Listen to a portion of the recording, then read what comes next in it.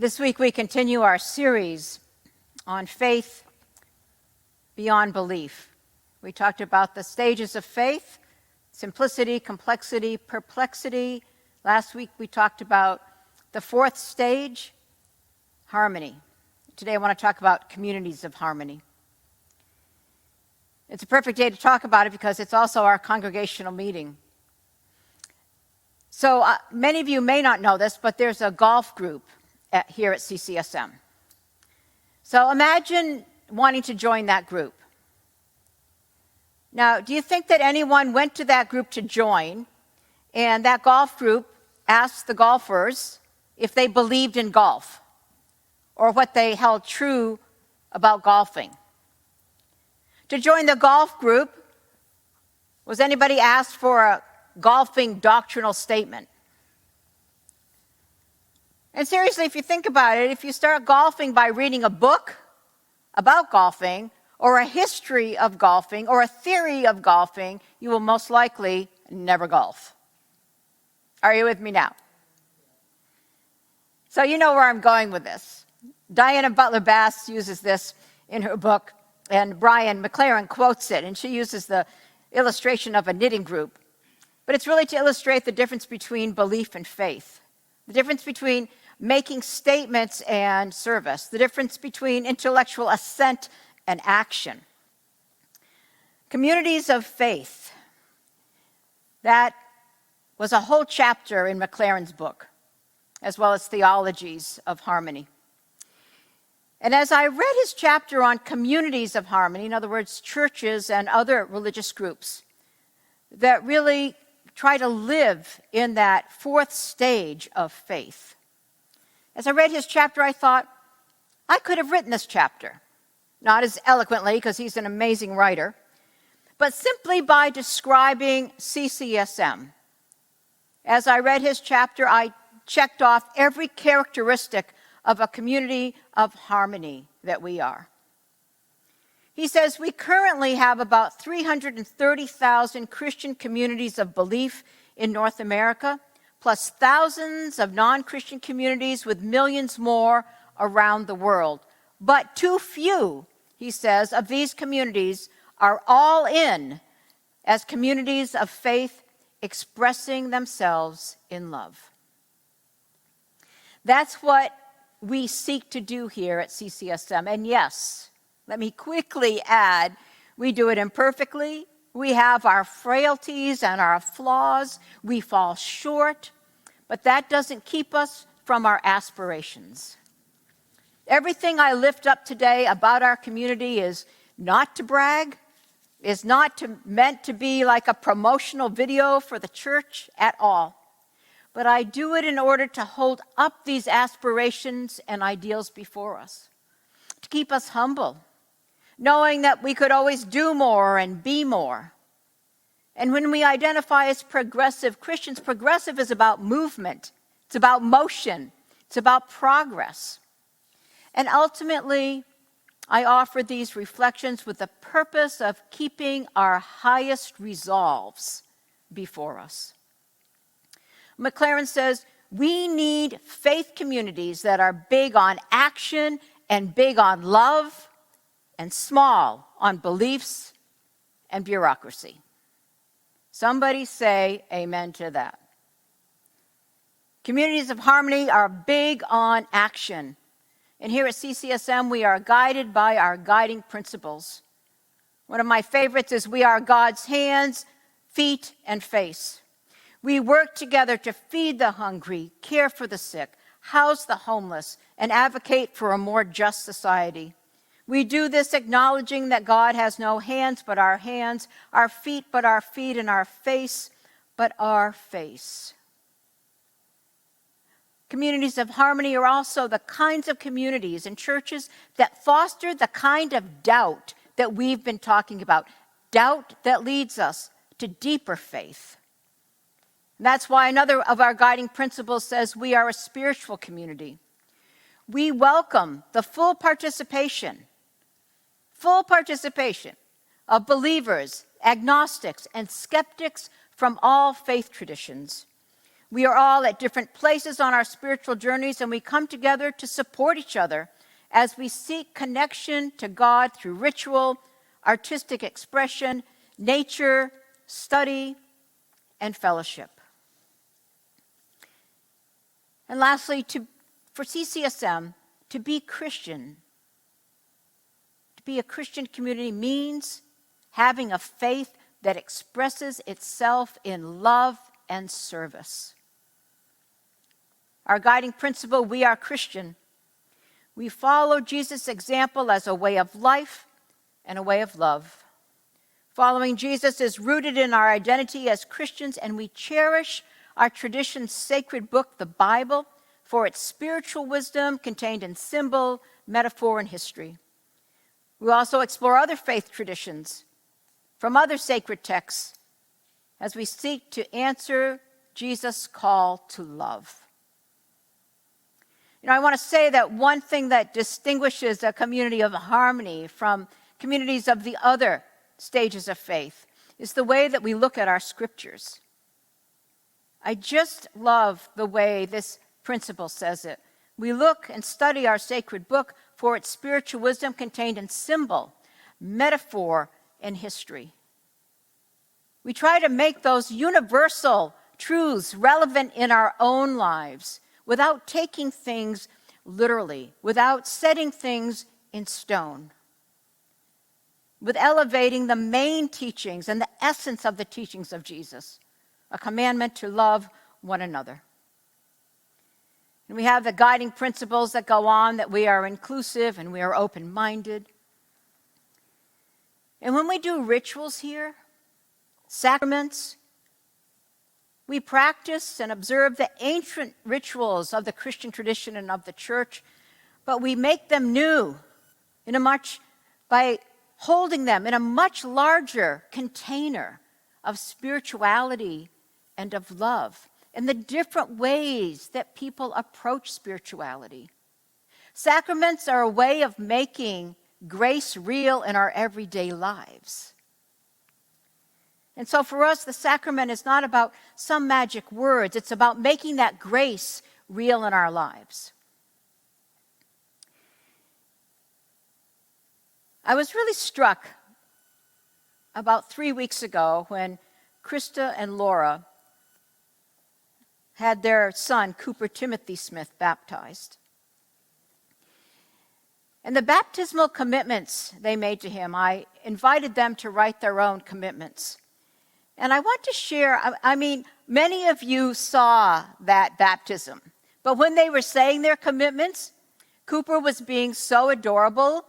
I think that a lot of us had our attention on him rather than what Krista and Laura were saying. And I want to lift up just a few sentences of what they said, because I think it so beautifully represents a community of harmony, that fourth stage of faith. They said to Cooper, "We wish for you to grow and learn about our world while guided by the principles of empathy, integrity, justice, compassion, kindness, and dedication to the service of others." Then they talked about community. "We offer you this community of people we have found and gathered over many years to help guide you, especially when you need a wider perspective than we can offer." One of them goes on to say, "We are so thankful that you have been blessed with such a joyous spirit and drive to learn and explore your world. We do hope that you will soon outgrow your need to eat the cardboard corners off of all your books." And lastly, they say, "We hope you find the spirit in the cry of a hawk, in the beauty of a mountainside, in the thunder of the ocean, and in the eyes of your brothers and sisters.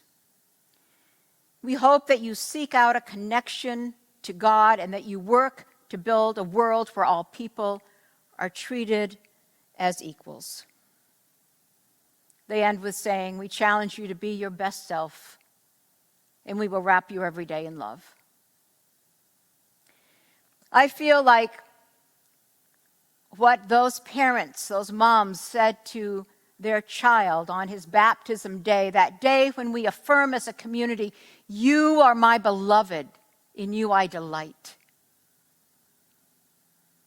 I feel like those commitments are something that I could say as one of the pastors to you and as a community of harmony. Well, I'll accept the chewing the books part, but that I hope you find spirit in the cry of the hawk and the thunder of the ocean, in the eyes of your brothers and sisters, that you seek out a connection to God, to build a world where all people are treated equally. Does that not sound to you like the essence of who Jesus was and calls us to be? As a community of harmony, we also continue to evolve, and that is one of our guiding principles also. We are evolving. We experience faith as a quest, not as a set of absolute truths. We welcome change, seek transformation, and explore new ways of being faithful because we know that God is still speaking. Still speaking in all the ways that we've named. And friends, we have had to evolve and change, stretch, and reimagine the last couple of years. The pandemic has forced us to in a way that we might not have before imagined. But it's also brought us great gifts. The gifts of a wider community and thereby a wider perspective. The wider the community, the more the wisdom, the more the gifts, the greater gifts. And so to really understand this community of harmony, I want you to hear from 3 people who have joined this community over the last 2 years. One from Texas, one from Missouri, and one from Virginia.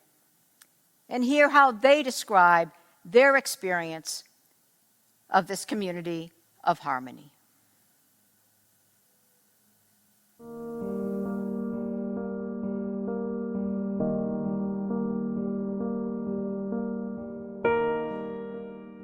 I live in Fort Worth, Texas, and I found CCSM while I was looking for a church on YouTube. When the pandemic hit, we're living here in Virginia, and you guys started doing the online services, and it's just been a godsend. Literally, it's been so fantastic. I attended an online service in August of 2020, and I really enjoyed Reverend Penny and her sermon just struck a chord with me. And then I went onto the website and literally read everything on it. And the guiding principles just were, I don't know how to describe it other than they were perfect for what I believed. And online somehow, in a wonderful paradoxical way, has made me more connected to a church. It's almost better in a lot of ways because we get to be together as a family. We get to have Lulu over there and Maggie and Molly and be home and be together as a family, but then also be a part of a community.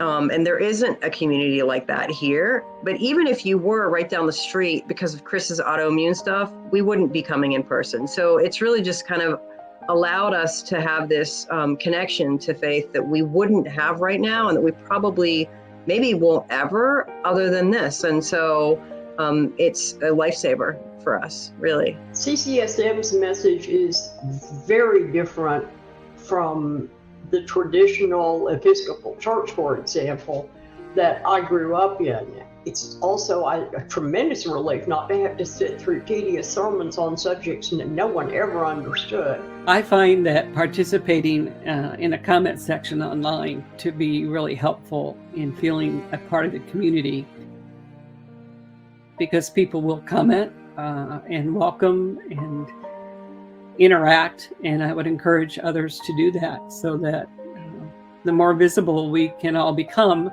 then the greater we can build a community and build a sense of community. The biggest thing for me personally has been that I have struggled with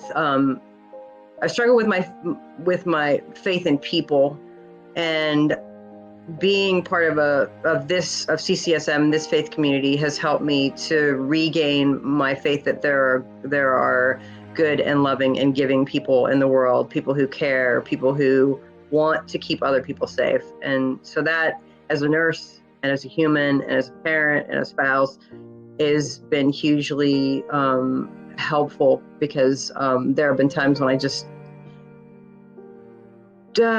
have lost faith that in people. So it's to see this community rally around other communities as well has really helped me see the good in the world. I decided that I liked CCSM so much that I reached out just to the general email address, the office, and said how much I'd enjoyed it. And I was overwhelmed by the response I received from Chase.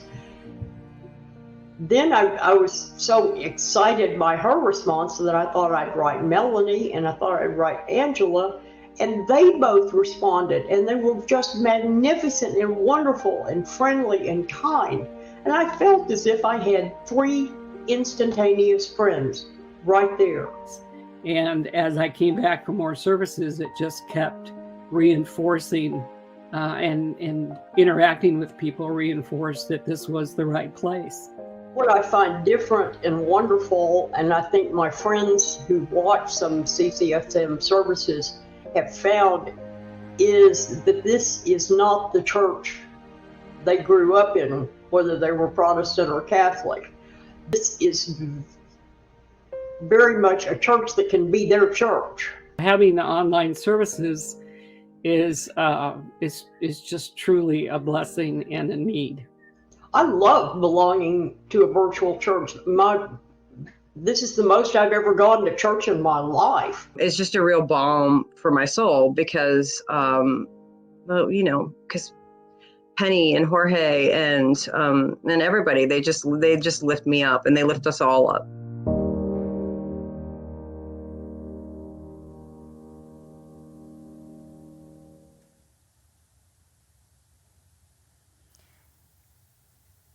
I hope that you were as lifted up by that video, by those voices, as I was. Thank you, Jenn, Gail, Michele. We're so happy to have you part of this community. And the things that you said meant so much and reflected so much of what and who we are trying to be, who we aspire to be as a community of faith and a community of harmony. So friends, I will close with this, the beautiful poem that Laura read earlier about Earthside. We are asked to arrive here Earthside, to occupy every inch of the body we're given. We're asked to belong. That's what we try to be about here. Belong, finally, to ourselves, to each other, to the land, to our own shape-shifting shadows, to our own threadbare, indelible light. We are asked to belong to the old tales that brought us here, and to the new ones that will keep us alive. We are asked to belong to the great turning wave of this time and this place. We are asked to punctuate our breath with both sorrow and praise. We are asked to answer by becoming again and again the way. And so, beloved community, as we seek to gather together as a people of faith, expressing that faith in love and service, may we again and again become the change we seek, become the way we seek, and together make just a little bit of difference in the world and a big difference to one another. Amen.